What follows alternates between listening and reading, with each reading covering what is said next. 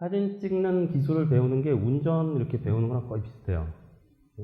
그래서 이게 면허 따고 나서 장롱에 넣어놓으면 그냥 장롱 면허 되듯이 카메라도 마찬가지. 이게 계속 쓰시면 매일매일 찍고 매일매일 보면 잘 있게 되는데 그렇게 하지 않으면 그냥 잃어버려요.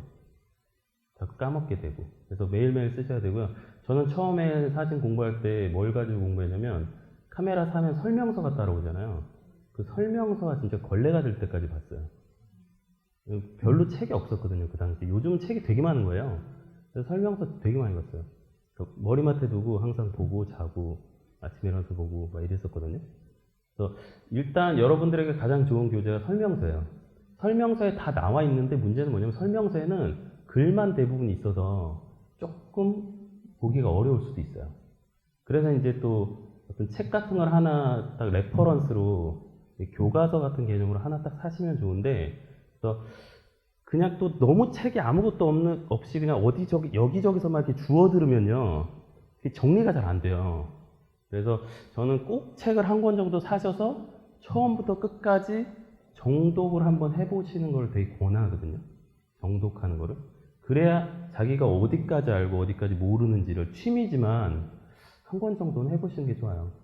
그래서 제가 이제 추천한 책 중에 하나가, 제가 저희 그 아주머니들도 이 책으로 다 가르쳤거든요. 시중에 나와 있는 책입니다. 그래서 관심 있으신 분들은 한번 사서 보시면 되게 자세하게 설명이 되어 있어요. 그래서 이건 카메라뿐만 아니라 뒷부분에 가면 그 포토샵, 그 다음에 카메라 로, 뭐 이런 부분들까지 설명이 돼요. 그런 어떤 교과서적인 책이 한 권 정도는 있으셔야 문제가 있을 때 딱딱 볼 수가 있어요. 궁금한 점 있을 때 찾아볼 수가 있고. 그래서 그런 것들을 한번 꼭 한 권 정도는 구매하셔서 보시면 좋을 것 같아요. 자, 일단 저희 그 카메라 종류 뭐 그런 것부터 보통 이렇게 강의들 많이 하는데요. 저는 좀 전체적인 얘기 한 번만 딱 할게요. 이거는 그냥 한 번만 하는 얘기인데요. 지금 현재 저희가 이제 디지털 사진 시대잖아요. 그러니까 디지털 사진 하면 디지털 카메라 이용하는 거죠. 그죠? 그리고 뭐 필름이더라도 필름에서 스캔 같은 걸 받아서 다시 디지털 처리를 하면 또 디지털 사진이 되죠.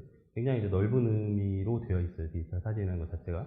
근데 주로 오히려 아마추어 분들은 대부분 다 디카를 쓰시고, 요즘에 프로들 중에서는 보면 필름을 써서 쓰는 사람들이 있어요. 그 뭐 여러 가지 이유가 있긴 한데, 여러 가지 이유가 있죠, 그죠? 뭔가 좀 튀어야 되기도 하고, 뭐 기타 등 아마추어와 좀 달라야 되기도 하고. 그래서 디지털 사진을 크게 프로세스를 3개 정도로 나눠보면, 사실 아날로그도 똑같은데요.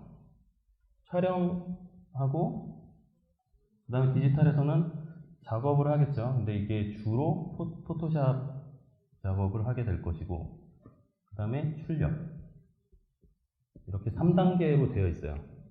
보통 아마추어들이 사진을 하면 여기에 머무르게 되죠. 주로 이쪽에.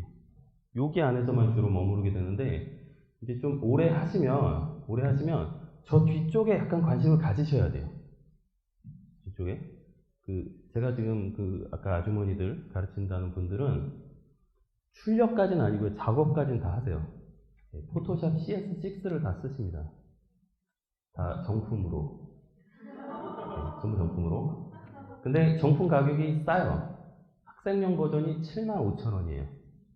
학생용 버전. 학생이면 돼요. 초등학생, 중학생, 고등학생, 대학생 다 돼요. 대학원생까지. 그 아주머니들은 학생이 아닌데 어떻게 샀느냐. 자식들이 다 있죠. 아들, 딸 이름으로 하나씩 다 사셨어요. 학생용 버전은. 그러니까 학생용 버전은 되게 싸거든요. 그래서 이 사이트랑은 전혀 관계 없는데 M2M 소프트라고 하는 사이트에서 그 학생용 버전을 팔아요. 여기 들어가시면 교육용 버전이라고 따로 이렇게 있어서 눌러보면 학생용 버전 팔거든요. 포토샵 하나는 75,000원이고, 뭐 디자인 슈트가 포토샵, 일러스트, 인디자인 이렇게 3개 묶어서 25만원? 뭐 이렇게 해요. 그게 원래 가격의 10%로 파는 거예요. 학생들한테. 그리고 지금 포토샵이, 잠깐 얘기하면 포토샵 CC라는, 모든 어도비가 어도비 CC로 다 바뀌었거든요. 그게 뭐냐면 크리에이티브 클라우드라고 클라우드 프로그램으로 걔네가 다 전환했어요, 이제. 그래서 앞으로는 집에서 쓰는 거는 뭐 안 잡으러 가지만 이제 일로 쓰시는 거, 사무실에서 쓰는 건 전부 다 아예 공포를 했어요. 어도비에서 대대적으로 단속을 하겠다고. 학교, 관공서, 회사 전부 다. 그래서 클라우드 같은 경우 1년 단위로 계약하면 월 한 25,000원 정도 된대요. 포토샵 CC가. 그래서 그런 버전으로 다 변환이 됐고, 그 다음에 옛날 버전 좀 싸게 사고, 학생들 같은 경우는 지금 아직도 그 버전을 판매하고 있어요. 포토샵 CS6 버전을 한 7만 얼마 정도에 판매하고 있거든요. 그래서 우리 어둠의 경로로 많이 찾잖아요. 집에서 이렇게 불 끄고 이렇게 해가지고요. 근데 그 찾으면 처음에 잘 되는 것 같다가 업그레이드가 안 되거나 아니면 프로그램이 포토샵만 필요한 게 아니라 포토샵, 브릿지, 그 다음에 로우 컨버팅 하려고 그러면 어도비 카메라 로우라고 하는 플러그인이 있거든요. 그 세 개 연계가 잘 돼야 되는데 이 어둡게 찾으신 거는 잘 안 돼요, 그게. 그러니까 브릿지에서 이렇게 안 넘어간다거나 하여튼 그런 이상한 문제들이 항상 있어요. 찾아보시면. 그리고 뭐 설치 안 하고 그냥 복사해서 쓰는 판 같은 경우 포토샵은 잘 되는데 브릿지는 아예 안 되든지 뭐 이런 것도 있고요. 그래서 될 수 있으면 만약 포토샵에 관심이 있으신 분들은 하나씩 사서 그죠? 하루 한 잔 안 먹으면 살 수 있지 않을까 싶은데 제가 봤을 때. 그래서 여기까지 관심을 가져주시면 훨씬 더 디지털 포토, 디지털 사진 하는데 더 도움이 되고 훨씬 더 재미있는 세계로 빠져들 수 있어요. 촬영만 하고 그냥 딱 끝내버리면 거기에 한계가 있어요. 그리고 이제 예전에는 오히려 아날로그 필름 시절에는 필름만 가지고 사진을 찍고 QS에 맡기면 알아서 다 해주죠. 근데 지금은 인터넷으로 내가 뭔가를 보내야 되거나 아니면 어딘가에 메모리 카드를 갖고 가서 해야 되잖아요. 그랬을 때 내가 원하는 사진이 더 가깝게 나오게 하려면 최소한 포토샵을 쓸 줄 안 되거나 라이트룸을 쓸 줄 안 되거나 뭔가 그런 프로그램을 좀 쓸 줄 알아야 돼요. 그래서 그거를 하시면 좋죠. 그리고 이제 조금 더 업그레이드 시키시려면 촬영 자체를 로우 파일로 촬영하면 더 좋고 얘를 로우 컨버팅하면 훨씬 좋겠죠. 이렇게. 그러면 또 다른 JPG로 찍었을 때 느끼지 못했던 새로운 또 세계를 보실 수 있겠습니다. 그래서 JPG 촬영만 쭉 계속 하시는 게 아니라 나중에 이제 로우 쪽에 관심을 조금 가져보세요. 지금 처음 시작하신 분들은 일단 가지 말고요. 왜냐면 가다가 금방 지칠 수 있어요. 이게 두 가지를 동시에 하려고 그러면 금방 지칠 수 있거든요. 하나하나씩 이렇게 가셔야 돼요. 하나씩. 이쪽, 그 다음에 여기 좀 발 담궜다가 이쪽으로. 이렇게 좀 세 가지를 머릿속에 넣고 계셔야 되고 내가 촬영만 한다면 아 나는 지금 한 3분의 1 정도 하고 있구나. 이렇게 생각하시면 돼요. 그리고 왜 저 세 가지를 다 할 줄 알아야 되냐면 그래야 어느 쪽에서 작업을 하는 게 더 쉬운지 결정할 수가 있어요. 그러니까 촬영에서 공을 들여야 되는 건지 포토샵에서 쉽게 할 수 있는 건지 이런 것들에 대한 판단을 하면 훨씬 더 작업 시간을 단축할 수도 있고요.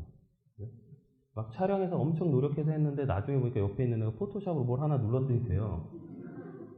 그럼 되게 짜증나잖아요. 그죠? 내가 열심히 막 했는데 걔는 뭘 하나 누르니까 돼.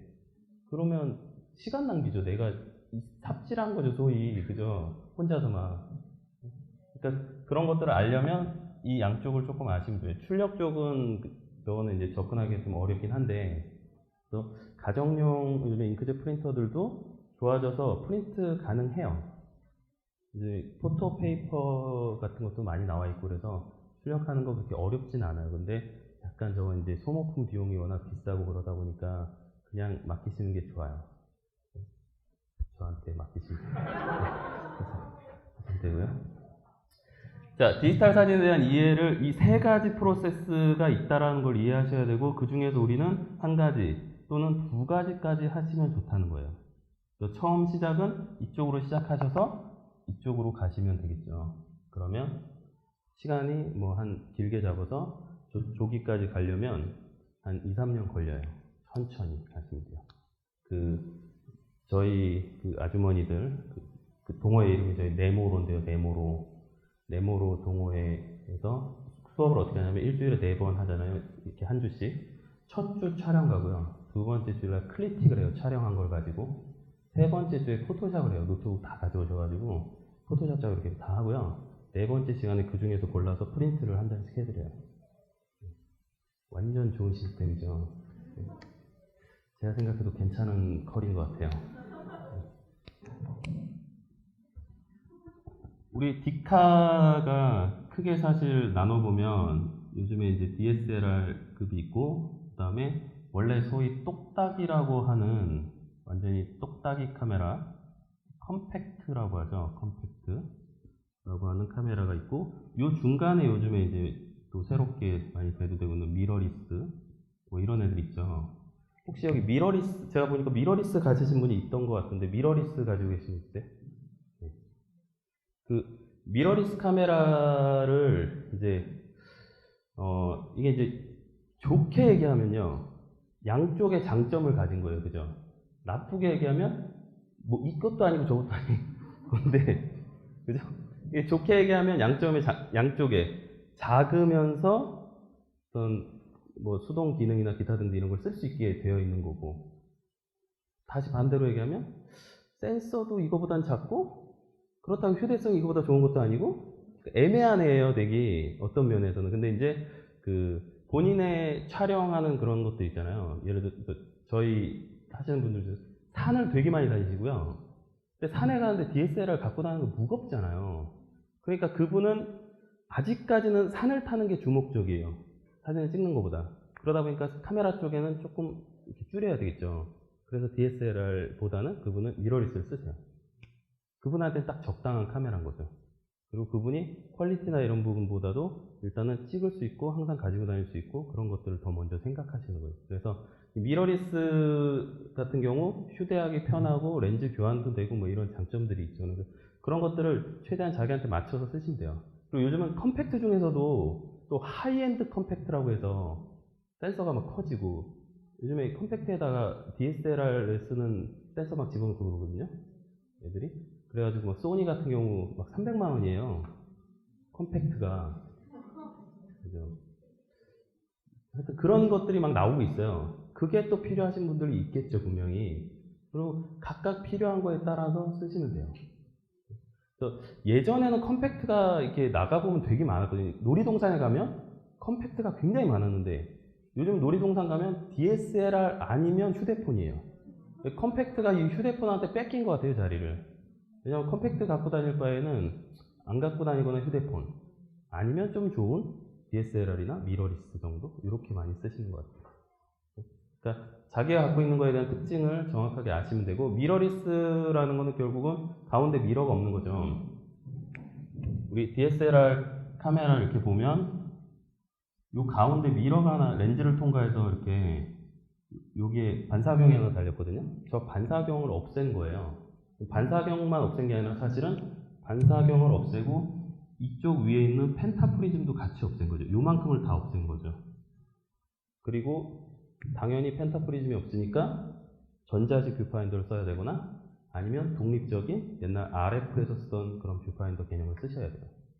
그렇게 이제 설계가 돼 있어서 바디가 작아지고 바디가 굉장히 이제 얇게 돼 있죠. 이 미러 때문에 최소한의 공간이 필요했는데 이게 없으니까 이제 반토막 된 거죠. 굉장히 얇아졌죠. 그렇지만 렌즈는 교환할 수 있고 이런 장점들을 갖고 있어요. 가격은 미러리스도 괜찮은 것 좀 이렇게 선택하시면 DSLR급 정도 돼요, 가격이. 결코 싸진 않더라고요. 또 미러리스 이렇게 쓰다 보면 아, 렌즈 조금 좋은 거 써야지 막 이러다 보면 또 그 가격이 또 상당해요. 그래서 뭘 선택할지는 본인들이 잘 결정하시면 되고, 근데 이제 그 처음 수동이나 뭐 AF 기타 등등 이런 카메라의 맛을 느끼시려면 DSLR로 시작하는 게 사실은 좋긴 해요, 미러리스보다는. 미러리스 좀 답답한 부분이 많이 있을 수도 있어요. 그러니까 그런 거 있잖아요. 뭐 여러 가지 기타나 뭐 악기 같은 거 배울 때 선생님들한테 제일 많이 물어보는 거, 초보자니까 싼 걸로 시작해서 나중에 잘 치면 좋은 걸 쓰는 게 좋은가요? 아니면 처음부터 좋은 걸 쓰는 게 좋은가요? 뭐 이렇게 많이 물어보잖아요. 카메라도 마찬가지예요. 초보니까 그냥 중고를 사서 막 쓰다가 나중에 잘 찍으면 좋은 걸 사는 게 좋을까요? 뭐 이렇게 물어보는데, 저는 그냥 처음부터 좋은 걸 사는 게 좋다고 생각해요. 왜냐면 실력도 안 되는데 기계가 또 나의 발목을 잡으면 실력이 더 안 올라가요. 올라갈 것 같은데 안 올라간다는 거죠, 잘. 처음부터 기타도 처음부터 좋은 거 사가지고 좋은 소리를 들어야 귀도 좋아지고 그러는데 후진 거 사면 아주 그냥 귀도 불편하고 손도 더 아프고요. 손가락도 엄청 아프고. 그러니까 처음부터 어느 정도 이상은 사셔야 돼요. 너무 이렇게 떨어지는 걸 사면 더 답답한 거죠. 내가. 그래서 자기의 그 재정과 그 다음에 내가 가지고 다닐 수 있는 무게 이런 것들을 잘 고려하셔서 사시면 돼요. DSLR 아무리 가벼워도 여자분들이 뭐 여기다 망원줌 같은 거 하나 달고 그러면 힘들어요, 갖고 다니기. 그러면 힘들어지면 안 갖고 다니게 돼요, 잘. 그럼 결국은 안 합니다. 그래서 이제 장롱에다 넣어놓고 막 이런 상황이 벌어지게 될 가능성이 되게 많아요. 그래서 할 수 있는 걸로 하셔야 돼요, 할 수 있는 거. 자기가 들고 다닐 수 있고 가지고 다닐 수 있는 그 정도 크기가 딱 좋은 것 같아요. 그래서 카메라 선택은 가격과 본인의 힘 이런 거 그걸로 잘 결정하시면 돼요. 그리고 요즘 그 렌트하는 회사도 되게 많아진 거 아시죠? 뭐 하루 렌트하는데 뭐 3만 원, 4만 원 뭐 이 정도 선에서 할 수 있어요. 렌즈도 뭐 빌리고 그렇게. 그래서 내가 어떤 카메라가 목표가 있다 그러면 그 카메라 한번 빌려서 써보세요. 그래서 그게 내 손에 맞는지 이런 거 써보시면 하루에 한 5만 원 정도 해가지고 딱 빌려서 써보고 정말 마음에 들면 그때서 이제 생각해 보셔도 늦지 않으니까요. 펜타프리즘 이런 것들. 이 DSLR, SLR이라는 용어의 약자가 이게 싱글 렌즈 리플렉스, 그러니까 눈이 하나고 렌즈가 하나고 리플렉스 반사경이 달려 있다고 해서 SLR이거든요. 그러면 싱글 렌즈 그러면 혹시 트윈 렌즈도 있나요? 있어요. 예전에 있었어요. 요즘에도 패션 소품으로 되게 많이 쓰는 카메라 중에 하나인데 이렇게 위아래로 눈이 두 개 달리고요. 위에서 아래로 내려다보는 중형 카메라 중에서 이렇게 됐는데 눈이 위아래로 달렸어요. 아래쪽 렌즈가 찍히는 거고 위에가 보는 거예요. 이렇게. 그래서 셔터를 누르면 실제로 여기가 열려서 밑으로 가서 노광이 되고 우리가 볼 때는 위로 이렇게 봐요. 요걸로. 그래서 저런 카메라들은 시차가 발생한다고 그러거든요. 보는 것과 찍히는 게 달라서 가까이 가면 갈수록 나는 분명히 눈을 보고 찍었는데 입이 찍혀 있어요. 이런 게 이제 시차가 발생하는 거거든요. 멀어지면 괜찮은데 멀어지면 근접 촬영에서 그런 문제가 생겨요. 저 카메라가 특징이. 요즘은 안 쓰죠. 저런 카메라 없어요. 거의 소품으로 든다. 가끔 이렇게 패션 같은 거 보죠. 괜히 이렇게 메고 있는 경우가 가끔 있을 거예요. 그래서 이 싱글 렌즈가 있고 트윈 렌즈가 있어요. 이렇게. 그래서 여기다 디지털로 바뀌어서 D자만 붙였죠. DSLR. 그 요즘에 소니에서 또 나오는 것 중에 하나 미러가 없어가지고 뭐 DSLP 뭐 자기네들끼리 막 이름 붙이고 막 그러잖아요. 그런 게 뭐 미러가 올라가지 않고 이렇게 누르면 통과해서 되는 뭐 그런 것도 있고 여러 가지 방식들이 있는데 우리가 제일 많이 쓰는 건 SLR 저렇게 가운데 미러가 있고 펜타프리즘이 있어서 똑같은 상을 볼 수 있는 거죠. 예전에 그 지금 얘기하는 그 트윈 렌즈 리플렉스 같은 경우는 위에서 이렇게 바라보기 때문에 상이 좌우가 반대로 보여요. 좌우가. 그리고 혹시 보셨는지 모르겠지만 옛날 사진관에 가면 이렇게 주름통 이렇게 돼 있고 막 보자기 뒤집어 쓰고 아저씨가 이렇게 찍는 거 있어요. 그거는 상, 하, 좌우가 다 반대로 보여요. 상이 뒤집혀 보여요. 사람이. 그래서 맞추기가 어려워요. 이렇게 보고 금방 기동성 있게 할 수가 없다는 거죠. DSLR, SLR 처음에 펜타프리즘이 개발됐을 때 저게 이제 기동성을 발휘하게 되는. 왜냐면 눈으로 보는 거랑 똑같이 보이니까 움직이는 방향을 똑같이 하면 되거든요. 근데 이렇게 보는 거는 좌우가 반대로 되어 있으니까 이쪽으로 가려면 반대로 가야 돼요. 그러니까 내가 생각하는 거랑 항상 반대로 움직여야 되거든요. 그래서 그런 말이 저기 써있는 카메라가 보는 대로 여러분도 똑같이 볼 수 있다는 거죠. 그리고 셔터를 딱 누르면 저 미러가 위로 탁 올라가서 붙고 빛이 뒤로 들어가는 거죠. 미러가 위로 올라가는 거예요. 사진을 찍으면 여기 있던 이 미러가 위로 이렇게 여기 있는 미러가 그래서 미러가 이렇게 탁탁 이렇게 움직이거든요. 위로 이게 셔터 눌러보시면 타닥 이런 소리 나요. 타닥. 이거가 슬로우 셔터에서 미러 쇼크라는 게 일어나요. 얘가 탁 때리면서 카메라가 살짝 흔들리거든요. 그래서 우리가 롱 셔터 끊을 때 미러를 위로 이렇게 올려주는 기능이 있어요. 그냥 미리 미러를 위로 붙여요. 딱. 그 다음에 셔터를 끊는 방법이 있거든요. 그걸 미러 업이라고 하는데 아주 롱 셔터를 끊을 때는 그런 기술도 필요해요. 뭐 3분 이렇게 노출해야 된다거나 그럴 때는 미러가 이렇게 툭 때리면 안 되거든요. 그래서 미러를 먼저 올려놓고 그 다음에 셔터를 끊는 그런 기술들도 있어요. 미러 쇼크가 그 소니에서 얘기하는 그 미러 쇼크가 발생하지 않는다는 게 저 미러가 안 움직이거든요, 위로. 그럼 미러가 안 움직이면 사진이 어떻게 찍냐면 얘가 거울이었다가 유리로 바뀌어요, 셔터를 누르면. 그래서 빛이 뒤로 그냥 통과하는 거예요. 근데 그게 소니에서 개발한 게 아니고요. 벌써 한 10년 전에 캐논에도 있었어요, 그런 방식이요. 캐논 그 EOS 1RS라고 하는 카메라에 그런 기능이 있었어요. 그런 기능하고 비슷한 것 같아요, 제가 봤을 때는. 자, 그리고 이제 우리가 SLR 카메라를 쓰는 가장 그 장점 중에 하나가 렌즈 교환하고 막 이런 거죠. 여러 가지 렌즈를 쓰고 다 돈이지만, 그죠? 전부 돈이에요. 그죠? 결국 이게 장비 싸움이 될 가능성이 되게 많아요. 장비 싸움. 제가 DSLR급 정도로 구매하시는 분에게 항상 그 추천해주는 것 중에 하나가 뭐가 있냐면요.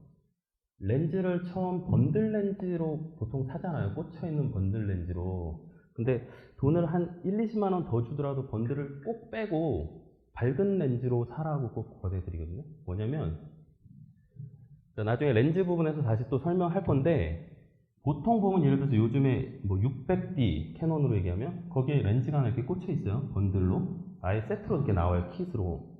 근데 요 렌즈를 사양을 딱 보면 3.5, 5.6 조리개가 이런 식으로 표시되어 있어요. 그러니까 3.5에서 5.6 이렇게. 저렇게 조리개가 두 가지로 써 있는 것들은 다 어두운 렌즈예요. 조리개가 딱 고정되어 있는 거. F2.8, F2, F1.4, 1.8 이렇게 되어 있는 애들을 사셔야 돼요. 고정 조리개가 좀 비싸요. 고정 조리개가. 근데 처음에 살 때 결국은 나중에 돼서 카메라 렌즈를 사잖아요? 그러면 그 번들을 버리게 돼요, 결국은. 안 써요. 거의 안 쓰게 돼요. 그리고 번들을 그때 가서 팔려고 하면 번들 렌즈가 보통 이렇게 팔 때 얼마 주는 줄 알아요? 2만원, 3만원? 많이 줘요, 5만원 이 정도 줘요. 그러니까 처음부터 카메라점에서 구매할 때 그걸 빼고 사면 되는데 그 대신 캐논이나 니콘에서 나오는 그런 좀 괜찮은 렌즈 다 비싸요. 그래서 처음 초보자들한테 저는 탐론이나 시그마를 사더라도 고정 조리개를 사라고 꼭 얘기해요. 그래서 우리가 가장 좋아하는 렌즈 중에 그 이제 표준 줌이라고 하는 필름 포맷으로 얘기하면 2470 정도 되는 줌 렌즈 그런 것들 f2.8 정도 돼야 돼요.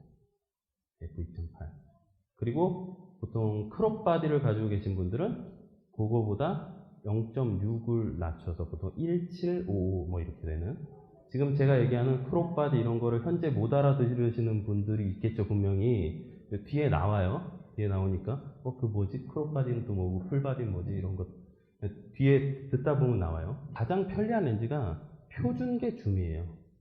2470 정도 되는 그 정도가 가장 유리해요. 그리고 나중에 이제 필요하면 다른 걸 사더라도 처음에는 표준계 줌을 쓰시는 게 제일 좋고 나는 그래도 발줌을 좀 쓴다. 내가 열심히 앞으로 갔다 뒤로 갔다 할 수 있다. 이런 사람들은 50mm 사시면 돼요. 단렌즈라고 하죠. 내가 열심히 앞으로 갔다 뒤로 갔다 하면 되니까요. 이렇게 이거 발줌이라고 하죠. 이거 열심히 그렇게 하면 되는데 또 귀찮은 사람들은 줌 써야 되잖아요. 그죠? 그래서 초점 거리에 대한 부분 그리고 될 수 있으면 조리개가 좀 밝은 쪽 보통 탐론이나 뭐 시그마 이런 데서 많이 나와요. 그런 렌즈들. 일반 캐논보다는 훨씬 싸요. 그런 식의 구성을 하시는 게 장기적으로 한 1년 안에 다시 렌즈를 추가하지 않아도 되고 다시 새로운 걸로 바꾸지 않으셔도 돼요. 그리고 나머지 렌즈들은 필요에 따라서 사면 돼요. 난 돈이 막 집에 많다 그러면 다 사시면 돼요. 1635, 2470, 70, 200 전부 다 그냥 IS 달리고 L자 붙은 걸로 다 사시면 돼요. 그럼 한 5천만 원 나와요. 그냥 금방. 네. 진짜 실화인데요. 제가 얼마 전에 저희 학생 중에 한 명이 카메라 산대요. 그래서 저보고 봐달라고 그래서 갔어요. 같이 남대문에. 정말 그 현찰로 1200만 원치를 샀어요. 현찰. 옆에서 굉장히 부러워하고 있었어요. 좋겠다. 이야, 멋진데? 막 이러면서. 뭐 그런 능력이 되신 분들은 사시면 돼요. 근데 그렇지 않으면 일단은 표준계 줌으로 시작하는 게 가장 무난합니다. 그리고 나서 나중에 뭐 여성분들 같은 경우 나는 꽃 찍는 게 좋다. 난 꽃을 열심히 찍어봐야겠다. 그런 분들은 뭐 100mm 마이크로나 이런 것들을 필요하고요. 나는 뭐 멋진 산과 뭐 기타 등등 이런 그러면 이제 망원 쪽 줌이 필요하게 될 거고요. 자기 필요에 따라서 사시면 돼요. 난 실내에서 뭔가 촬영하고 좀 밝은 렌즈가 필요하다면 50mm 뭐 1.4를 산다든지 크롭바디 쓰시는 분들은 소위 삼식이라고 얘기하는 뭐 시그마 30mm 1.4를 산다든지 이런 것들이 딱 자기한테 맞는 거죠. 그래서 그게 맞는지 안 맞는지 잘 모를 때는 일단 표준계 줌, 고정 조리개 이거를 좀 생각하셔야 돼요.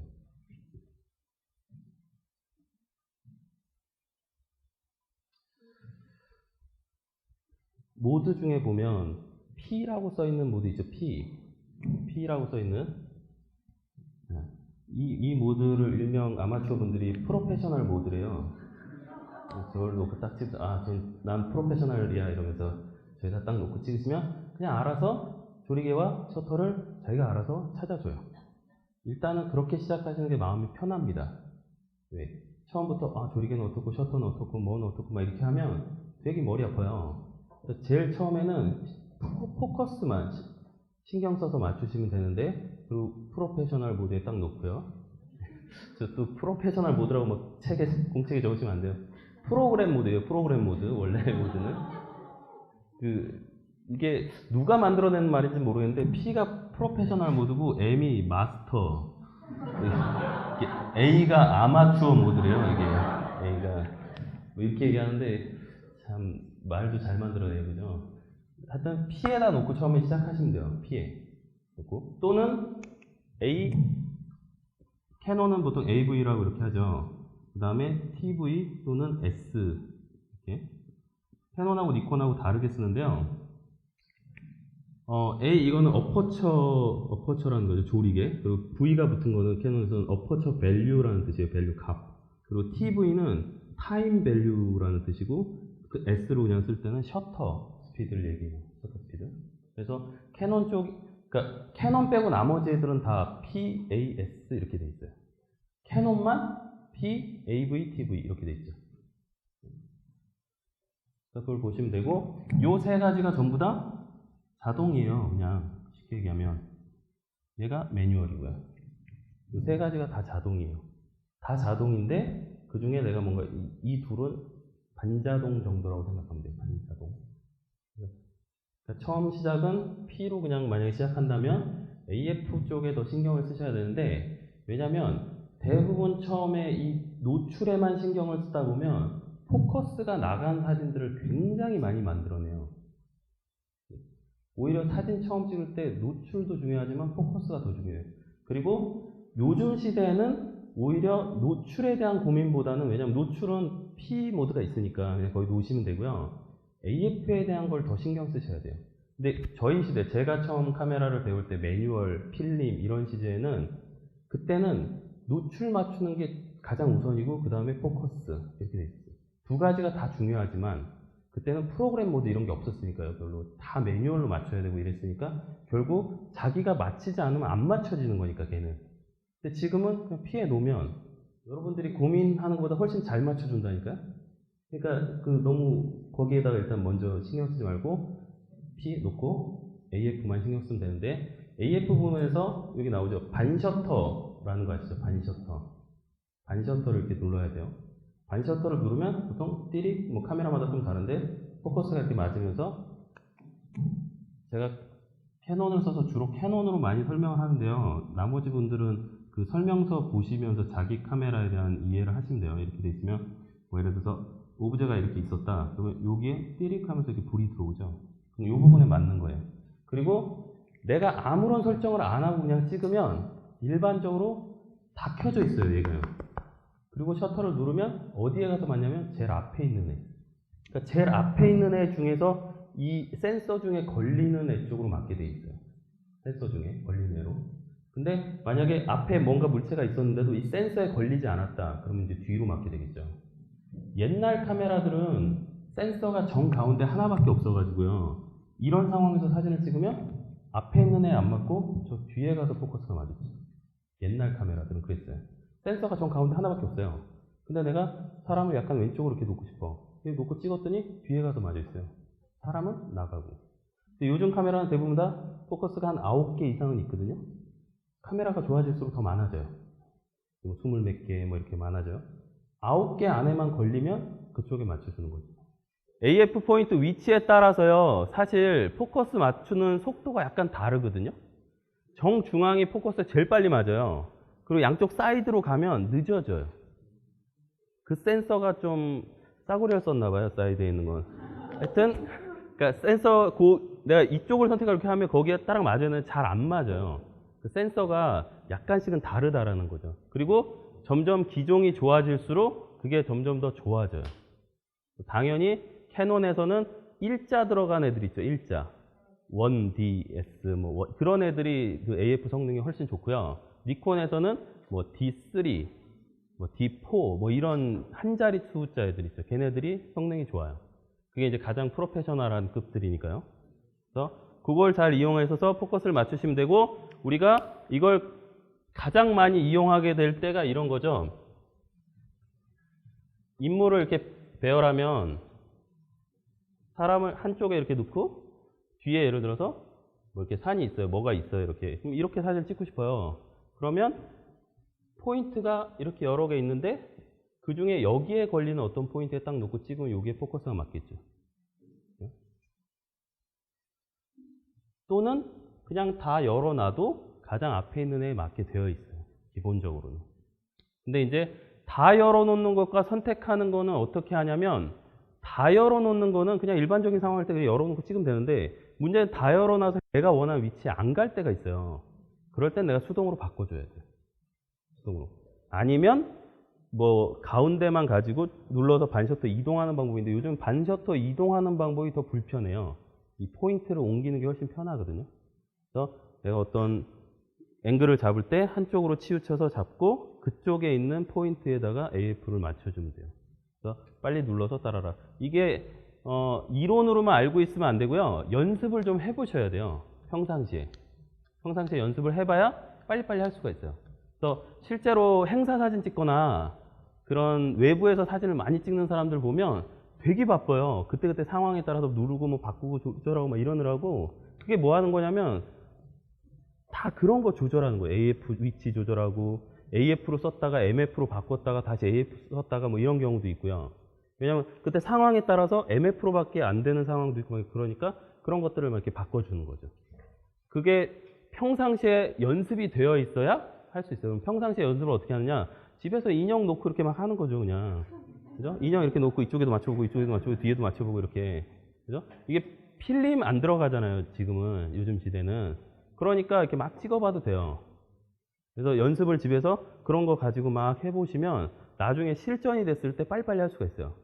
근데 나중에 실전이 됐을 때, 맞아. 그런 기능이 있었는데, 떠오르면 다행인데, 그죠?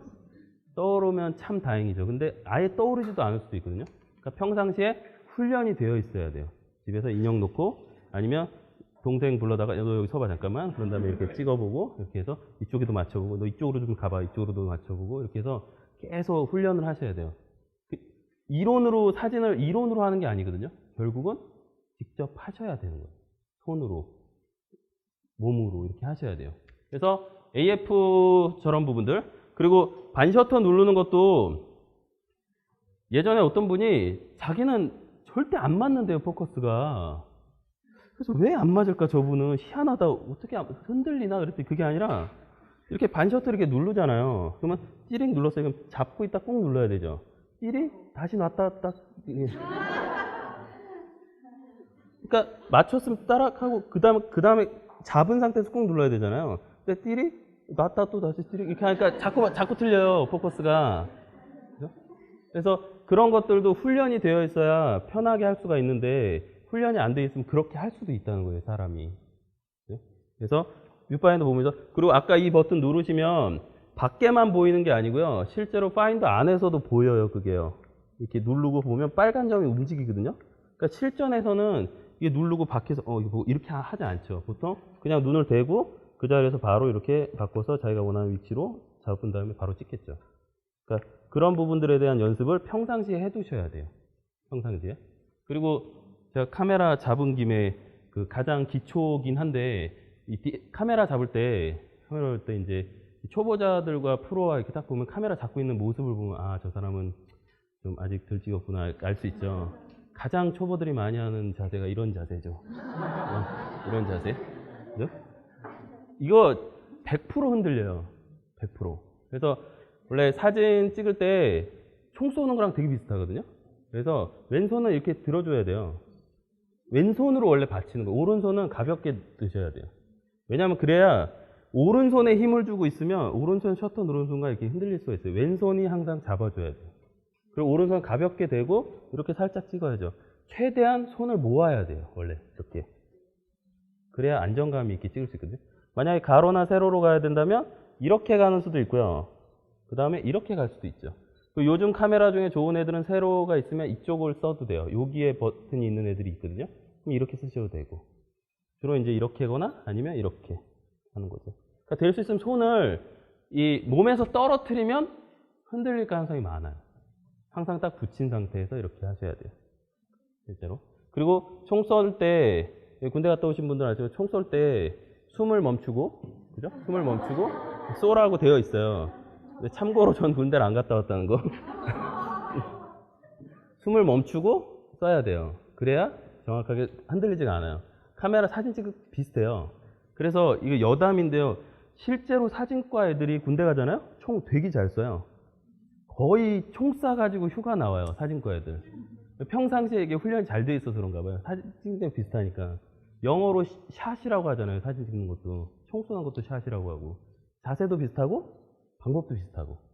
최대한 이렇게 모으고 찍으셔야 돼요. 이거는 절대 안 돼요. 이건.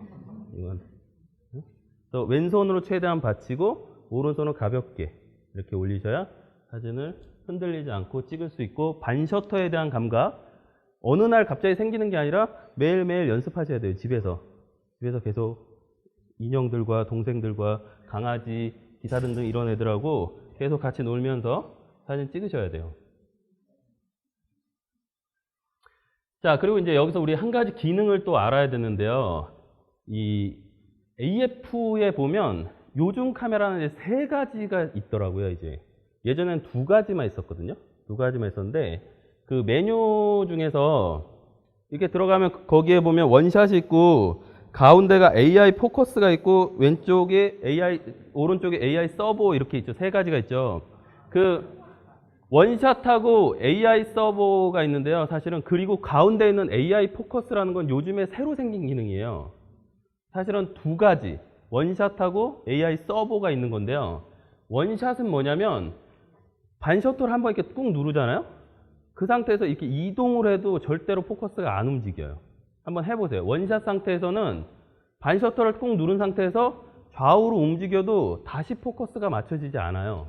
원샷 상태에서는. 근데 만약에 이걸 AI 서버로 바꾸시잖아요. 그러면 이렇게 누르면 이렇게 움직이면 계속 얘가 찡찡찡찡찡찡찡 이렇게 계속 맞춰요.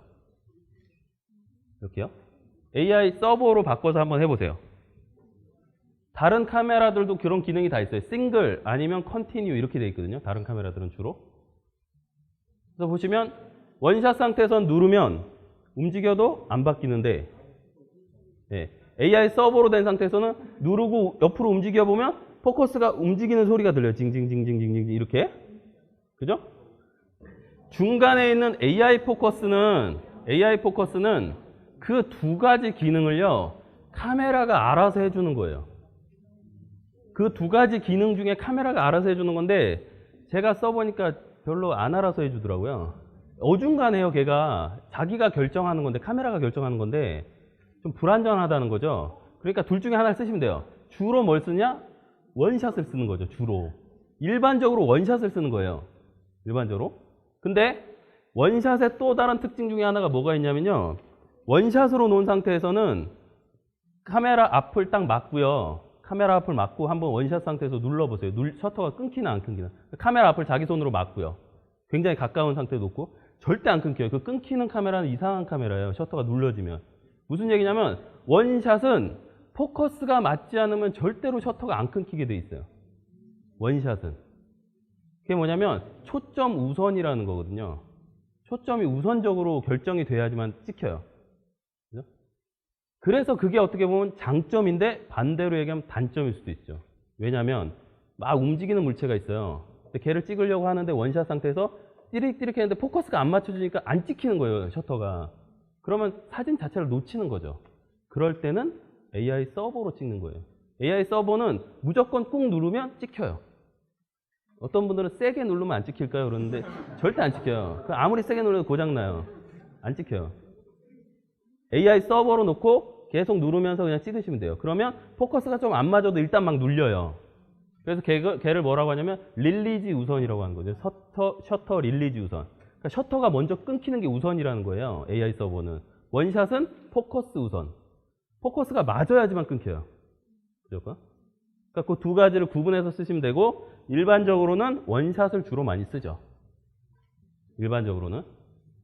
왜냐하면 그렇게 움직이는 물체가 아닐 때 원샷 말고 AI 서버에 놓고 찍으시면 그냥 막 끊기기 때문에 포커스가 안 맞아도 찍힐 가능성이 있어요. 그래서 될 수 있으면 원샷에 놓고 찍으시는 게 좋아요. 원샷에 놓고.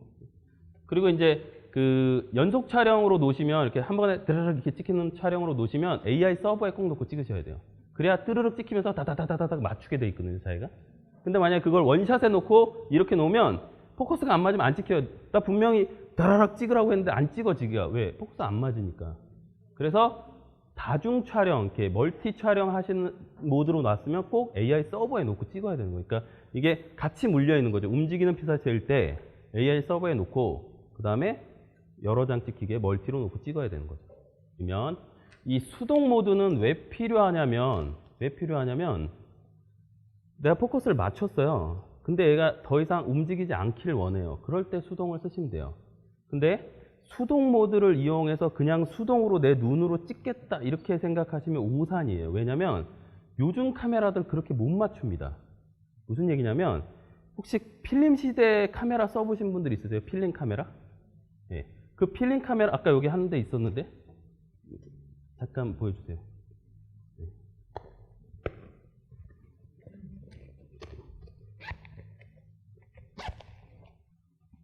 FM2예요? 그러네요. 제가 고1 때 처음 썼던 카메라예요. 이게 FM만 나와요. 그래요. 죄송합니다. 웃어줘야 되는데 너무 썰렁한 이게 FM2가 FM만. 이 카메라에 보면 스플릿 이미지라고 해서 이런 카메라들은 이렇게 들여다보면요. 잠시만 쓰겠습니다, 제가. 이렇게 들여다보면 혹시 한 번도 안 보신 분 있으세요, 이 카메라? 한번 보세요. 그냥 쭉 보셔도 돼요. 떨어뜨리지만 마시고요. 떨어뜨리면 사야 돼요.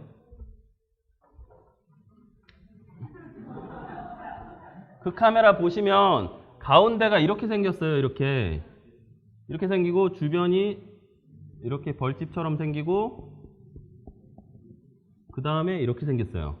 이게 뭐냐면 가운데 있는 얘를 스플릿 이미지라고 해요. 스플릿. 그 다음에 얘를 마이크로 프리즘이라고 하고요. 얘를 전면 매트라고 하거든요.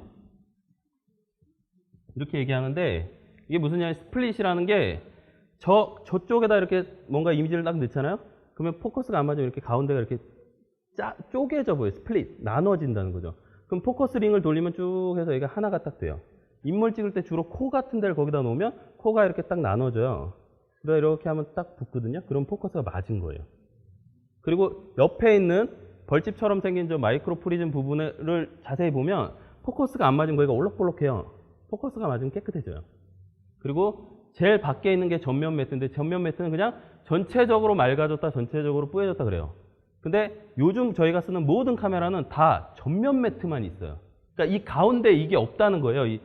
옛날 수동일 때 썼던 포커스를 맞출 수 있는 장치가 없어요. 눈이 3.0대도 맞추기 어려워요. 이게 못 맞춰요. 그걸 보고 맞춘다는 건 진짜 어려운 일이에요. 정말 못 맞춰요. 그래서 그렇게 맞추는 건 진짜 어렵고, 만약에 정말 그렇게 해야 된다면 초점 브라켓팅이라는 걸 해야 돼요. 초점을 이렇게 움직여가면서 계속 찍어봐야 돼요. 아니면 또 하나의 방법은 있긴 있어요. 반셔터를 누르고 포커스 링을 돌리잖아요. 그럼 포커스 맞으면 불이 들어와요. 센서에 의해서. 그렇게 하는 방법.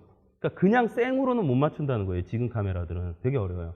그래서 주로 사용하는 목적은 이럴 때요. 포커스를 맞추고 움직이지 말라고 꺼놓는 거예요. 매뉴얼로. 그럼 주로 그런 경우가 언제 벌어지느냐. 파노라마를 찍거나 파노라마 찍을 때 가운데를 기준으로 포커스 한번 맞추고요. 그 다음에 포커스를 안 움직이는 게 좋거든요. 그 상태에서 포커스를 매뉴얼로 돌린 다음에 쭉 돌리는 게 좋아요. 그래야 일정한 거리에 포커스가 맞게 돼 있어요. 파노라마를 찍을 때는 매뉴얼로 찍어야 되는 게 포커스뿐만 아니라 노출도 매뉴얼로 찍어야 돼요. 노출도 움직이면 나중에 이음새에서 문제가 생깁니다. 이음새에서. 그래서 그런 것들 그럴 때 쓰라고 있는 거지 진짜 매뉴얼로 이렇게 맞춰야 되느냐 그건 아니라는 거예요. 맞추기도 힘들고 맞출 수도 없어요. 눈이 좋아도 잘 안 된다는 거예요. 그 부분. 그래서 우리는 최대한 제가 이제 이런 거 설명할 때 주로 무슨 예를 많이 드냐면 운전을 잘한다는 게 꼭 스틱으로 운전을 해야 운전 잘하는 건가요? 아니죠. 오토로 해도 길을 잘 찾고 그죠? 잘 다니면 되는 거죠. 그게 운전을 잘하는 거지 1단, 2단, 3단을 빨리 넣는 게 운전 잘하는 거 아니잖아요. 그죠? 자기가 카레이서가 아닌 이상은 그죠? 굳이 그게 필요하진 않다는 거예요. 매뉴얼이라는 게 그리고 이제 제가 받는 질문 중에서 그런 걸 물어보시는 분들이 있어요. 사진을 잘 찍으려면 매뉴얼로 찍어야 된다면서요. 어디서 배웠는지 모르겠지만 절대 그렇지 않다는 거예요. 사진을 잘 찍으려면 사진의 원리를 정확하게 이해하고 노출의 원리를 정확하게 이해해야 사진을 잘 찍는 거지. 이런 경우에요. 운전을 되게 못하는 사람이 스틱으로 된 차를 끌고 나갔어요. 그러면 시동만 계속 꺼트리고 1단으로 막 계속 달리고 멍 그러고 가고 이런 상황이 생기죠. 그럼 그게 운전 잘하는 거 아니잖아요. 차라리 그냥 오토로 가는 게 훨씬 잘하는 거예요.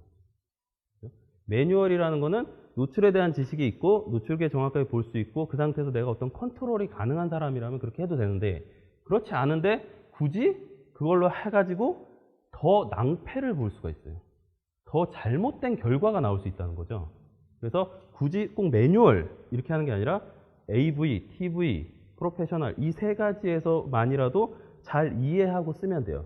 잘 이해하고 쓰면 되지 그거를 막 이렇게 하실 필요는 없어요. 매뉴얼 진짜로 제가 그런 질문 되게 많이 받았어요. 매뉴얼로 찍으면 사진이 훨씬 잘 나온다. 색감이 좋다면서요.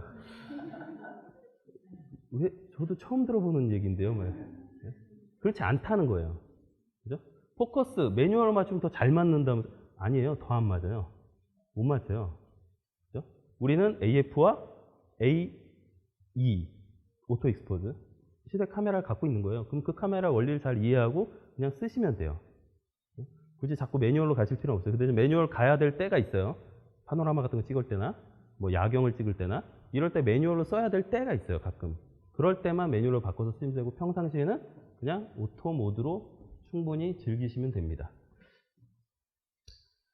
자, 이제 얘기할 부분은 조리개하고 셔터에 대한 얘기인데 조리개 셔터에 대한 건 아마 여기저기서 많이 들으셨을 거예요. 근데 조리개하고 셔터 그리고 또 하나 카메라에 있는 장치 중에 노출이라는 거를 관장하는 애가 이렇게 세 가지죠.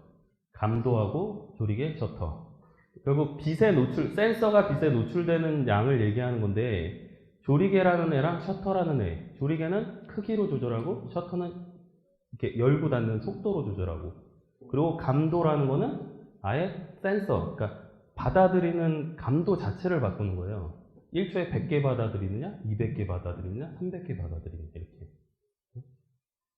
그래서 당연히 우리가 예전에는 저런 것들을 다 외워야 됐는데 지금은 사실 저거를 외울 필요도 없고 그냥 보면 다 아는 거니까요. 보통 처음에 사진 이렇게 배우면 조리개 수치 이렇게 쭉 적어놓고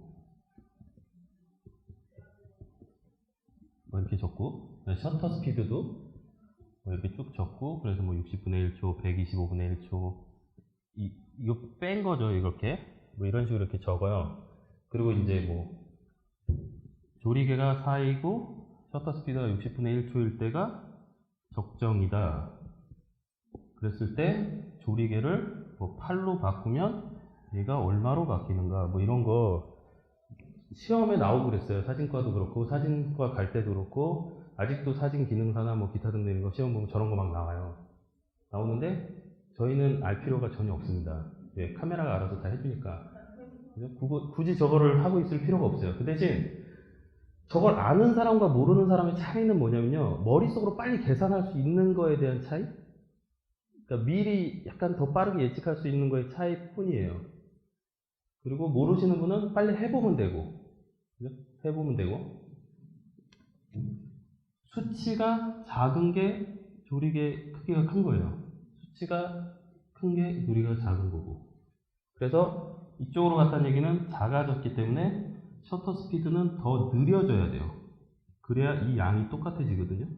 근데 이거를 몰라도 되는 거는 카메라에서 그냥 하면 알아서 바뀌어요. 굳이 고민하지 않으셔도 돼요. 그런 것들이. 그러면 어떤 기준으로 바뀌냐? 카메라 안에 노출계가 들어있어요. 우리가 사용하는 카메라는 노출계가 다 들어있어요.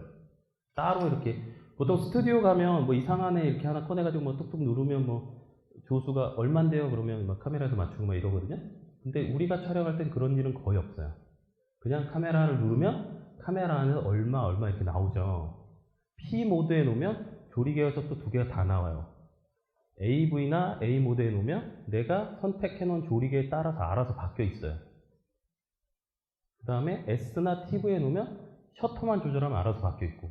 그러니까 내가 할 일은 그냥 결정해주면 돼요. 어떤 걸 쓸 건지. 아까 그냥 일반적으로 P 모드에 놓으면 된다고 했는데, 그래도 내가 조금이라도 개입을 하고 싶으면 AV나 TV에 놓는 게 좋죠. S나 A에. 그러면 A에는 언제 놓느냐? T나 S나 TV에는 언제 놓느냐? 이거는 피사계 심도라는 게 중요하다고 생각되면 A 쪽으로, 운동감이 중요하면 TV나 S 쪽으로 이렇게 놓으면 돼요. 그럼 이제 피사계 심도가 뭔지 알아야 되겠죠. 우리 보통 아웃포커스 얘기하는 거 있죠. 그게 피사계 심도하고 관련이 있는 거예요. 내가 여기다가 포커스를 맞추면 뒤에 있는 사람이 뿌옇게 되는 거. 그게 아웃포커스예요. 여기 맞췄는데 뒤에도 다 나오는 거 펜포커스. 뭐 어려운 용어 아니에요, 그죠?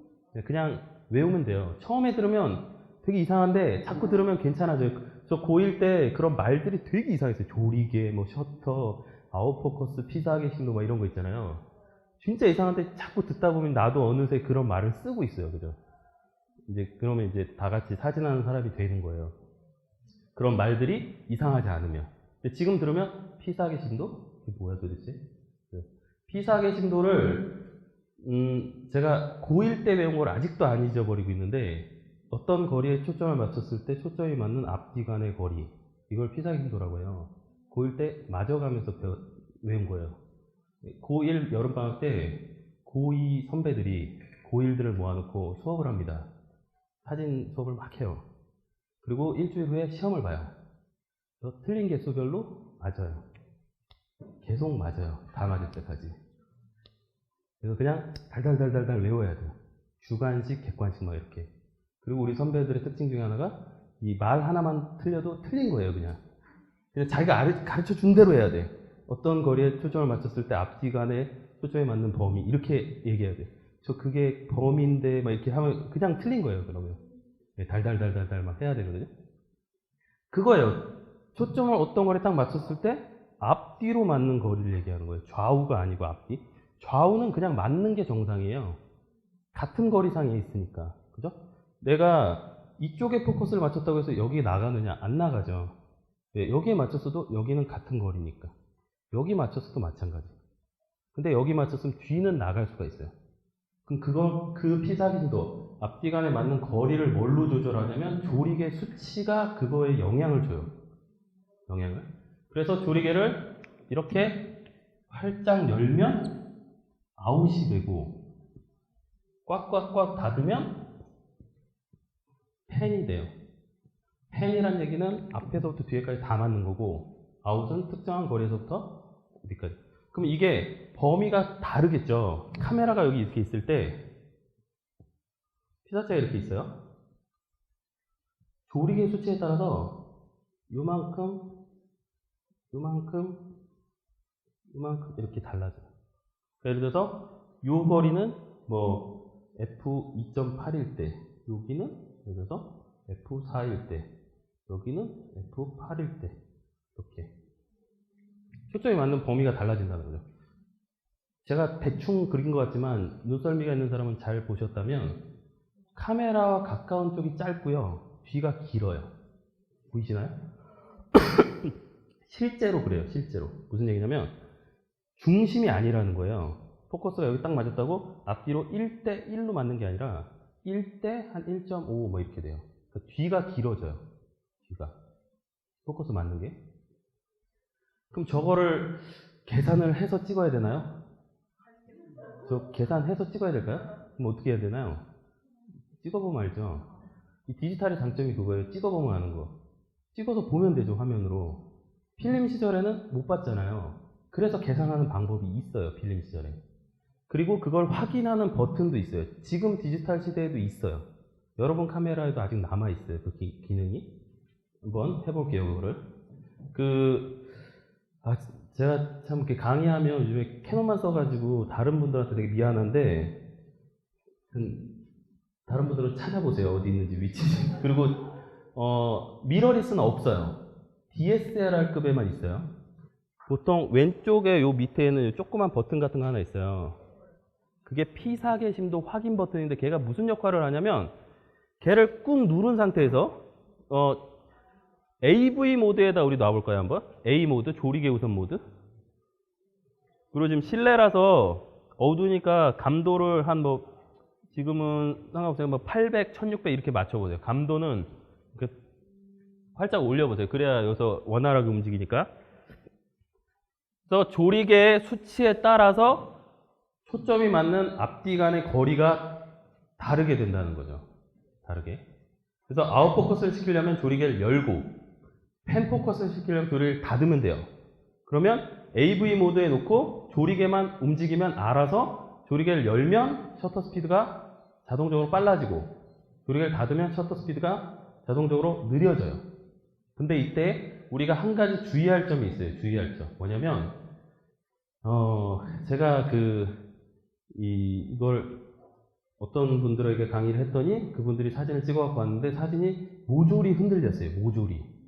모조리 흔들려 있어가지고 왜 이렇게 찍으셨어요? 그랬더니 저한테 뭐라고 얘기했냐면 조리개만 맞추면 알아서 찍힌다면서요. 그래서 그 알아서의 개념을 잘못 이해하신 것 같아요. 그게 무슨 얘기냐면 되게 어두운 상황에서 펜 포커스를 시키려고 조리개를 꽉 닫은 거예요. 22 이렇게. 근데 셔터 스피드는 사실은 3분의 1초였어요. 근데 그냥 찍으셨어요. 왜? 조리개만 맞추면 알아서 해주니까. 조리개만 맞추면 알아서 해준다면서요. 노출은 맞았죠. 근데 여기에서 관광한 건 뭐냐면 셔터 스피드가 너무 느려진 거에 대해서 확인은 해야 될 거 아니에요. 확인은 우리가. 그죠? 운전하면서 속도를 확인은 해야 될 거 아니에요. 이게 오반지 지금 이게 신호에 걸리는지 안 걸리는지는 확인은 해야죠. 아무리 오토로 달린다고 하지만. 그죠? 확인도 안 하고 막 180km로 막 달리고 그러면 안 되죠. 봐줘야 돼요. 조리개를 조였을 때 셔터 스피드가 얼마가 됐는지. 그래서 그 셔터 스피드가 만약에 손으로 들고 찍을 수 있는 한계를 넘어갔다면 삼각대를 쓰거나 아니면 감도를 올렸어야 하는 거예요. 그래서 요즘 카메라들은 대부분 또 감도에 보면 오토가 있어요. 오토에 놔두면 알아서 자기가 너무 광량이 안 따라주면 알아서 올라가죠. 근데 그 오토를 쓰는 거에 대해서는 약간 저는 좀 부정적인 게 뭐냐면 그러면 너무 관리를 안 하게 돼요, 자기가. 모르고 찍게 된다는 거죠, 원리를. 그래서 감도를 평상시에는 항상 100. 어두운 데 들어왔을 때 조리개를 조절해 봤더니 셔터 스피드가 너무 느려졌다. 그러면 그때 감도를 자기가 보면서 올려줘야 돼요. 손으로 들고 찍을 수 있는 셔터 스피드의 한계가 얼마라고 알고 계세요? 네? 다 다른데요? 자, 얼마요? 125? 160분의 1초? 그건 어디서 나온 근거예요? 자기가 사용하고 있는 렌즈 거리분의 1, 2 한계예요.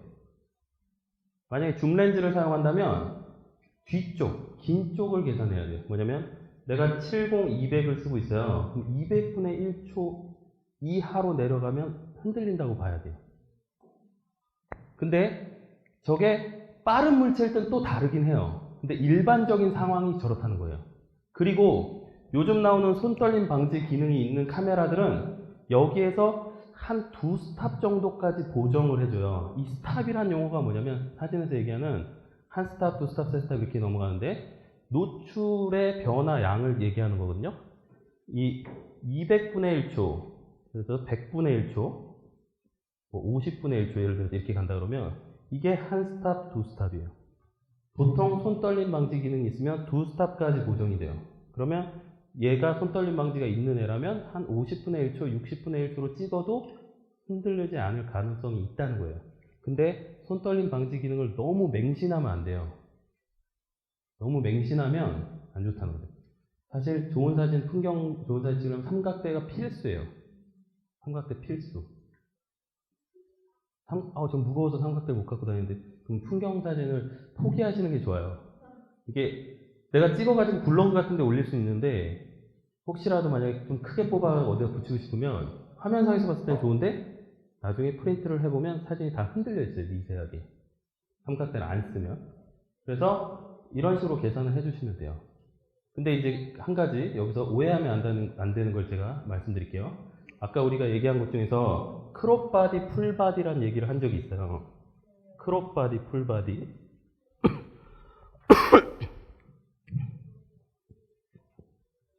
풀 또는 1대1이라고 보통 많이 얘기하거든요. 그 다음에 크롭이라는 말 써요. 크롭 됐다. 또는 APS 이런 말들을 쓰는데 이게 무슨 말이냐면 풀 1대1은 필름의 35, 135 타입의 필름 크기인 2436 mm 얘와 센서 크기가 똑같은 애를 풀 바디라고 해요. 그거에 보통 0.6배 정도 되는 애들, 0.5배 정도 되는 애들, 0.3배 정도 되는 애들을 크롭이라고 불러요. 그러면 얘네들이 무슨 차이가 발생되냐면 렌즈의 초점거리가 바뀌어요. 이것 때문에. 혹시라도 내가 일반적인 지금 가지고 계신 것 중에서 캐논으로 얘기하면 6D, 5D, 1D를 혹시 가지신 분이 있으세요? 걔네들만 풀바디예요. 나머지 60D, 600D, 100D 이런 애들 있죠. 다 크롭이에요. 전부 다 크롭. 니콘에서는 D3, D4, D800, D700 이런 거 빼고 다 크롭이에요. 미러리스 크롭이죠. 미러리스는 크롭인데 거의 0.5 정도에 해당돼요. 미러리스는. 그러니까 이 센서의 반토막이에요. 반토막. 미러리스가. 그래서 올림푸스 같은 경우 하프 사이즈라고 그러죠. 반절 크기를. 그러면 어떤 현상이 생기느냐? 예를 들어서 내가 5D급에 쓰고 있던 50mm 렌즈를 같은 캐논이니까 50D에다가 꽂으면 반대로 1.6을 곱해서 나오는 숫자 한 80mm가량 될 거예요. 이게 초점거리가 돼요. 더 망원이 된다는 얘기예요. 망원. 이유는 원래 이만하게 찍혔던 애인데 센서가 작아요. 받아들이는 센서가. 그러니까 원래는 이미지가 이렇게 찍혔던 애인데 센서가 작아서 잘리는 거예요. 그러니까 결과적으로 확대된 것처럼 보이죠. 더 망원 렌즈처럼 된다는 거예요. 그래서 저기 잘려 나갔다 그래서 크롭이라고 불러요. 크롭. 근데 크롭 전용으로 나오는 렌즈들에는 미리수가 지금 이 렌즈도 보면 1855라고 써 있거든요. 그러면 이 렌즈는 1855는 광각의 1855하고 이렇게 표시할 때 그냥 185 그럼 이거 초광각 렌즈네요. 18이면 굉장히 광각이거든요. 근데 얘가 광각 렌즈처럼 안 보여요. 왜? 여기다가 18에 1.6 5에 1.6을 곱해보면 얘가 보통 표준 계중인 28, 70 이 정도 나올 거예요. 이렇게. 그래서 그런 걸 니콘은 주로 1.5, 캐논은 1.6이에요. 계산해 보면. 그리고 미러리스는 2 곱해줘야 돼요. 2. 이렇게 곱해야 자기의 그 원래 초점거리가 나와요. 그러니까 얘도 지금 보면 185인데 여기다 거의 2를 곱해야지만 원래 자기 초점거리가 나오고, 얘도 마찬가지. 얘도 마찬가지. 얘는 2.8인가요? 그러면? 제 수업을 듣고 샀나? 제가 원하는 스펙대로 샀습니다. 무슨 얘기인지 아시겠죠? 그 센서 크기 때문에 렌즈의 초점거리가 달라진다는 거예요. 센서 때문에. 그래서 크롭 바디들이 광각이 약해지는 거예요. 내가 아무리 광각을 사도 망원이 돼요, 걔는. 반대로 망원은 세지겠죠. 내 200mm를 사면 거기 1.6을 곱해갖고 되니까 망원은 더 길어지는 거고. 그런 놈들이 있어요. 이게 그래서 풀바디, 크롬바디 이렇게 불러요. 그리고 이 APS라는 용어는 그 예전에 잠깐 있었던 APS 타입의 카메라가 있었어요. 그 카메라의 센서 크기랑 똑같다고 해서 APS라는 말을 쓰는 거거든요. 주로 제일 많이 쓰는 말은 크롭이에요. 크롭. 잘렸다. 얘보다 잘렸다 이런 뜻으로. 그렇게 생각하시면 돼요.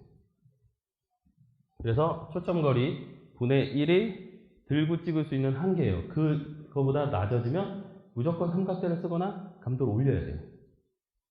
그래서 우리가 확인할 거는 조리개를 결정하고 반셔터를 누르면 노출이 나오죠. 그럼 그 노출의 셔터 스피드가 얼마인지를 꼭 확인하셔야 돼요. 그래서 걔가 들고 찍어도 되는구나, 안 되는구나 판단해서 만약에 한계를 넘어갔으면 감도를 올리거나 삼각대를 쓰거나 이렇게 하면 되는데, 예를 들어서 움직이는 물체면 삼각대는 써도 안 되겠죠. 걔가 너무 빠르니까. 나만 가만히 있으면 되는 게 아니잖아요. 걔도 가만히 있어야지. 아니면 걔가 움직이는 것보다 더 빨리 끊거나 셔터 스피드를. 그런 연관관계가 있는 거죠. 서로 막 뛰어오는 애가 있어요. 그럼 삼각대 놓고 찍으면 안 흔들리느냐? 아니죠. 그럼 배경은 안 흔들려도 사람은 흔들리겠죠. 걔는 휙 지나갔으니까. 그럼 걔를 찍으려면 걔보다 더 빠른 셔터 스피드, 뭐 1000분의 1초, 2000분의 1초로 찍어야 되겠죠. 그래야 걔가 정지 동작으로 딱 나올 거예요. 그렇지 않으면 흘러가는 거죠, 사람이. 그 운동감하고 다 관계가 있어요. 그 셔터 스피드는. 그래서 조리개, 셔터 스피드, 얘네들이 노출을 결정하고 가장 근본적으로는 감도가 노출을 결정하는 거죠. 그래서 감도가 100이냐, 200이냐, 400이냐 이런 거에 따라서. 그렇다고 무작정 감도를 막 올리느냐, 만약에 한 800분의 1초 이상 올리면 노이즈라는 게 되게 많이 발생해요. 노이즈. 음향에서도 강제로 앰프에서 소리를 막 올리면 음이 막 찢어진다고 그러잖아요. 그런 것처럼 쟤도 픽셀들이 막 깨져가지고 빨주노초 파남보 막 이렇게 픽셀 네모가 막 보이는 그런 상태가 돼요. 그걸 노이즈라고 하거든요. 노이즈가 발생해요. 감도를 올리면. 그러니까 감도도 너무 많이 올리면 안 돼요. 내 카메라는 1600까지 되던데요. 3200까지 되던데요. 왕창 올리면 노이즈가 자글자글해서 못 써먹는 사진이 돼요. 그래서 걔가 그러면 그걸 왜 만들었을까요? 그냥 그만큼 된다. 그만큼까지도 찍을 수 있다. 이런 뜻이죠. 그죠? 우리 자동차의 계기판에 보면 250까지 써 있어요. 근데 250까지 가나요, 걔가? 안 가죠, 거의. 그죠? 못 밟아요, 거기까지. 근데 아마 최대로 밟으면 그만큼 된다, 뭐 이런 뜻이겠죠. 그런 것처럼 얘도 마찬가지예요. 보통 800, 1600? 이 정도까지예요. 근데 요즘 나오는 카메라들, 6D, 5D, 마크3, 이런 애들, D800 뭐 이런 것들 있잖아요. 걔네들 1600, 3200까지 올려도 예전 카메라보다는 훨씬 좋아요. 그러니까 계속 기술이 발전하니까 점점점 좋아지는 건 사실이에요. 언젠가는 감도를 막 6400까지 올려도 하나도 안 깨지는 시대가 올지도 모르겠어요. 그런 시절이 진짜 올 거예요. 금방 올 건데 아직은 800? 그 정도. 그럼 그 이상 가야 될 때는 어떻게 해야 되느냐? 후레쉬를 쓰거나 스트로브를 쓰거나, 그죠? 아니면 삼각대를 쓰거나 선택해야죠. 정지 동작으로 찍어야 되는 거면 후레쉬, 풍경이다, 움직이는 애가 없다, 그럼 삼각대. 이렇게. 그러니까 모든 결정을 총체적으로 하셔야 돼요. 모든 결정을.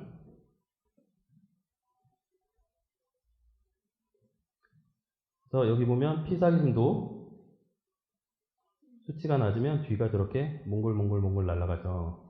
그 혹시 들어보셨나요? 여친 렌즈라고 여친 렌즈? 그게 여자친구 찍어주면 잘 나오는 렌즈라고 해서 여친 렌즈인데 보통 80mm, 1.2, 1.8 막 이렇게 종류가 몇 가지 있어요. 근데 걔네들이 왜 그러면 잘 나오느냐? 아웃포커스가 잘 되는 거예요. 1점대 조리개를 갖고 있는 애들이 조리개가 되게 많이 열리는 거거든요. 그래서 아웃포커스가 잘 돼요. 그래서 뒤가 몽골 나오니까 이쁘게 나온다고 해서 여친 렌즈고, 실제로 인물 사진을 찍을 때 가장 적합한 렌즈가 80mm에서 100mm, 150mm 그 정도 사이예요. 이유가 뭐냐면 그 모델과 촬영자와의 거리가 적당해요. 그 정도 미리수가. 50mm 사진 잘 찍으면 잘 나오죠. 근데 너무 가깝게 가게 돼요. 그걸로 찍으면. 사실 상반신을 50mm를 찍으려고 하면 이만큼 가야 돼요. 그럼 상당히 거북스러워요. 이게 사진 찍기가. 그죠? 80mm, 100mm 정도 돼야 약간 떨어져야 사진 찍기가 편한 안정감이 있거든요. 저희 90년도 말까지는 야외에서 그 촬영 많이 했었거든요. 웨딩 촬영 같은 거. 덕수궁 막 이런 데 가면 200mm 이런 걸로 막 찍어요. 그러면 덕수궁에 가면 거기 그게 뭐죠? 석조로 된, 그러니까 현대식 건물이 하나 있잖아요. 한옥이 아닌. 그 건물이 여기 하나 있고 여기 하나 있거든요. 그러면 신랑 신부가 여기 있고요. 여기 포토그래퍼가 있어요. 200mm 들고 이렇게 사진 찍는데요. 여기 조수가 한 명 있고 무전기로 서로 통화해요. 야, 신랑을 오른쪽 좀만 더 보내봐. 그러면 왜 이렇게 막 보내고. 왜 그걸로 찍느냐? 200mm로 찍으면 아웃포커스가 훨씬 좋아요. 효과가. 미리수가 커지면 커질수록. 그래서 이런 조건이 있거든요. 아웃포커스가 잘 되는 조건이 있어요. 첫 번째는 뭐였죠? 우리 지금 방금 배운 조리개. 조리개 값을 활짝 열면 돼요. 근데 주의할 점이 있어요. 무조건 그럼 1.4 뭐 이렇게 클로즈업에 들어갔는데 1.4로 잘못 찍으면 코에 맞았는데 눈에서 나갈 수가 있어요. 거리가 가까우면. 그래서 무조건 여는 게 아니라 적당한 값이 있는 거예요. 거리에 따라서. 크기에 따라서. 조리개가 일단 첫 번째 조건이죠. 그 다음에 촬영 거리. 실제 촬영 거리. 가깝게 갈수록 아웃포커스가 잘 돼요. 뒤로 떨어지면 안 돼요. 똑같은 조건일 때 앞으로 가야 됩니다. 그래서 첫 번째는 조리개. 수치가 작을수록. 두 번째가 촬영 거리. 거리가 가까울수록.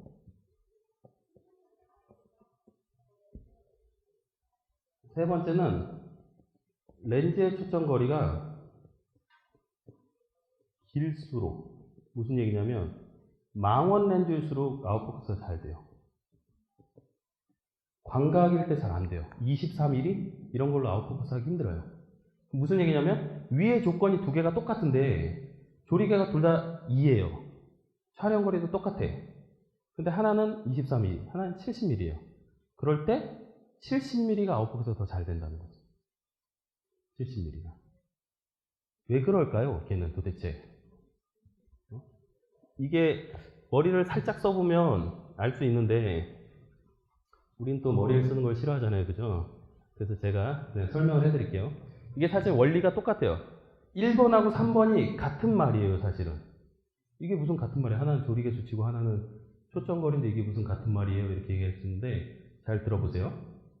조리개의 수치가 작을수록이죠. 이 얘기를 다른 말로 하면 실제적인 물리적으로 조리개의 크기가 클수록이라는 뜻이거든요.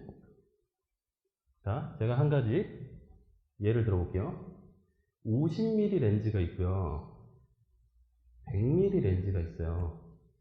근데 빛이 이쪽에서 이쪽으로 들어와요. 이렇게 들어오는데 이쪽에서 됐을 때 조리개 값이 f2.8이 되고 f2.8이 돼야 돼요.